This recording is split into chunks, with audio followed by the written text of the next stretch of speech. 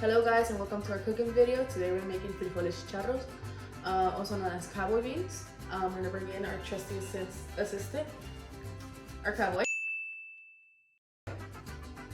Frijoles charros are mostly based on beans, of course, because it's the main component. It's literally on the name. But aside of that, we also have additional components such as vegetables and proteins. So our components for our frijoles charros are gonna be beans, of course. And aside of that, for our vegetables component, it's gonna be tomato, cilantro, chile serranos, ajo, which is pretty much garlic, cebolla, which is onion. Those are the main trifecta, or the main components when it comes to Mexican dishes, because Mexican people like their spice. So of course, that's why we have frijoles charro. But aside of that, is the most cheapest, affordable things that brings in a good spice when it comes to Mexican cuisine. Aside of that, we have our proteins, because our cowboys need our protein. We have bacon, chorizo, which is Mexican sausage, the closest thing I'd probably describe it to. Sausage in general, and then ham. All these components are the most affordable things that a family can bring in when it comes to frijoles charros. So we start off by chopping off our vegetables.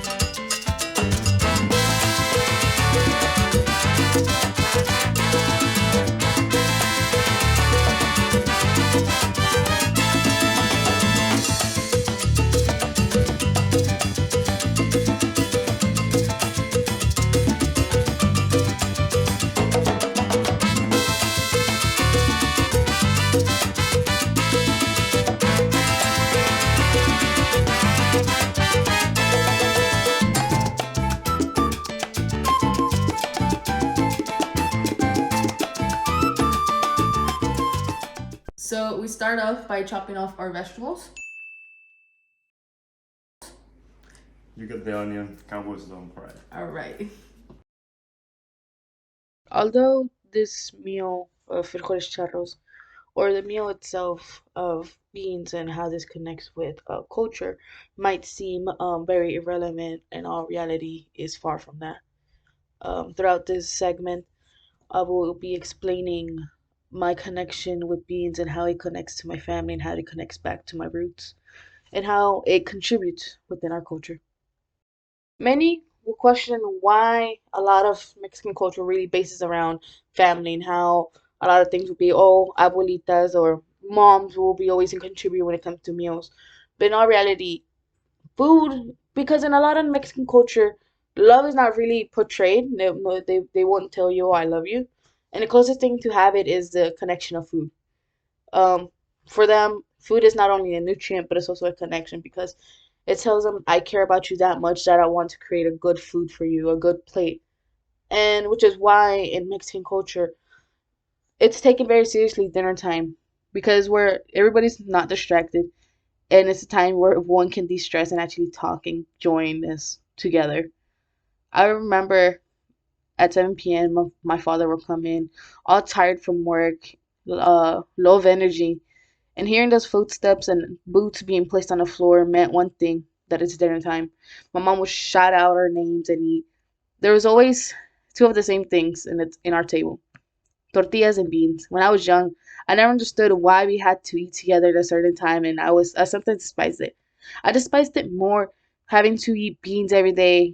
I always wanted to eat what my friends ate, such as spaghetti or salmon. Whenever I asked why I needed to eat beans, my mom would respond, it's for your health. But in all reality, it's because that's who we are, or that's how our family was. We're Mexican, and in Mexican culture, there's always going to be beans. Since in the Mexican cuisine, there's always frijoles as a side dish, as a main dish, that means there has to be some sort of history behind it for it to be a non-stop culinary addition when it comes to Mexican foods. That being said, let us segue towards the origins of beans and how it connects to Mexican culture and history. There are many theories and the science is not completely settled, but the prevailing belief is that beans were domesticated in two separate places, modern-day Peru and modern-day Mexico. This happened between 7,000 and 10,000 years ago. Their Mesoamerican origins were determined using genetic methods of analysis. Beans were traditionally planted alongside corn and squash as these crops complemented their growth. This agricultural technique is colloquially known as companion planting. Before the Spanish came to Latin America, the ancient Aztecs and Mayans had no domestic livestock, so beans and corn had to supplement their dietary needs.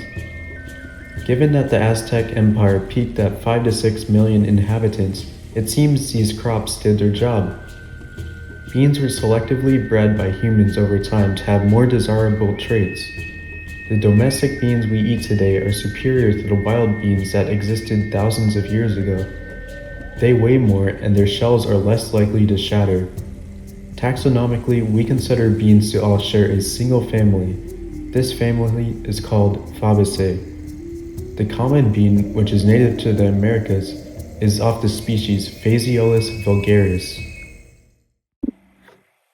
Having a long history behind them, beans have caused societies to develop a unique sense of identity. Something that connects an individual object to a subject is known to be a cultural connection. It is known that culture can be showcased in numerous ways, but the most common and well-known is its cuisine. Have you ever had a Mexican meal that does not have beans? It is rare. Beans in Mexican cuisine can be a side dish or even an entree. A person in Mexico will annually eat 8.4 kilograms of beans. Beans are abundant, versatile, and cheap, and in Mexico, where the economy is always an issue, families need something simple and filling to eat. Even in the indigenous era, beans were their main source of protein since chicken and beef were not a source of protein until the Spaniards came. Mexican culture cuisine is known for its spice and flavor food. Beans have an earthly flavor that balances out the heat in dishes. Today, beans have a negative stigma because they are generally associated with low wealth. After all, numerous humble families eat this daily. This stigma has led to their gradual decline in consumption. Now, in Mexican cuisine, there is always flavor in their food. If there's something ever bland, one should be worried because it's either they're mad at you or something is off. When I cook with my mom, she always say, échale poquito, add a meaning add a dash. Like, what does that even mean? How much do I pour? What does a dash means? And sometimes I'll be literal and only put in a dash, and she'll be get mad, and she'll like, no, give me the seasoning, and she will heavy-handed pour in the seasoning. I would be confused, such as why does a 5 second pour of salt means little for her? So I never complained because at the end of the day it tasted good. But I always wondered, how am I gonna remember these recipes if she always says échale poquito of this, of that? Because I always get confused. But these stories such as these gets close to me because it's a culture thing. For a lot of Hispanic culture, especially Mexican culture, when someone's trying to learn how to cook, like their mom, they always say, "Oh, add a little bit of that, a little bit of this." Never specific, because at the end of the day, culture, food is a connection of the family, and one learns throughout it. Okay, now that we cut up all our produce and proteins, we're gonna start prepping them by cooking the chorizo, which is happening over here. Since chorizo was a raw component, it was pork that is raw. We had to cook it down because of safety issues. But right now we're also gonna add in our other proteins, which is our ham and hot dog sausage, so we can crisp them up because no one wants a soggy food. Since all this is getting cooked, we're gonna add in our onions so we can get them softened up and grilled up. I'm gonna add that much.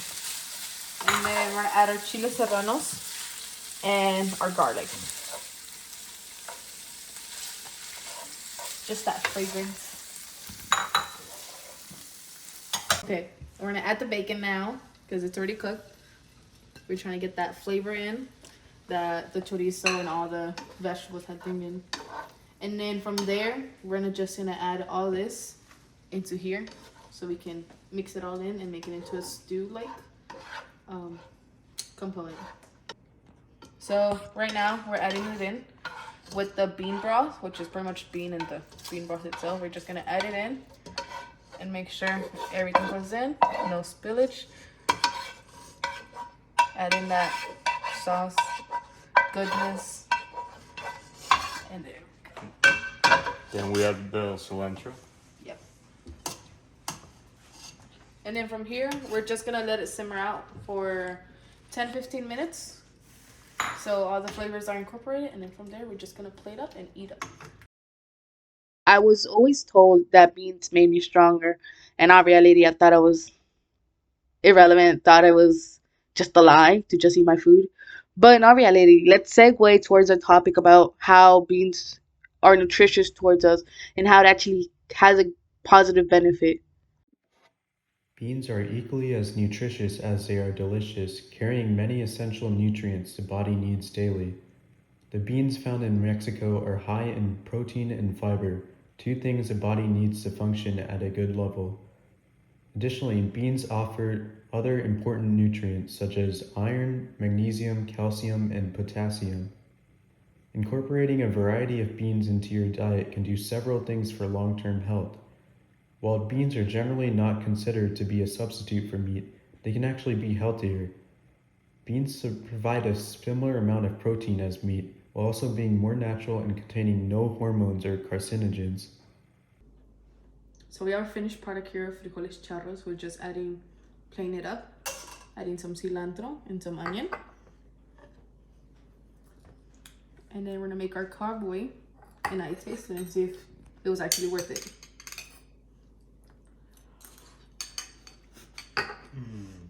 Tastes like home.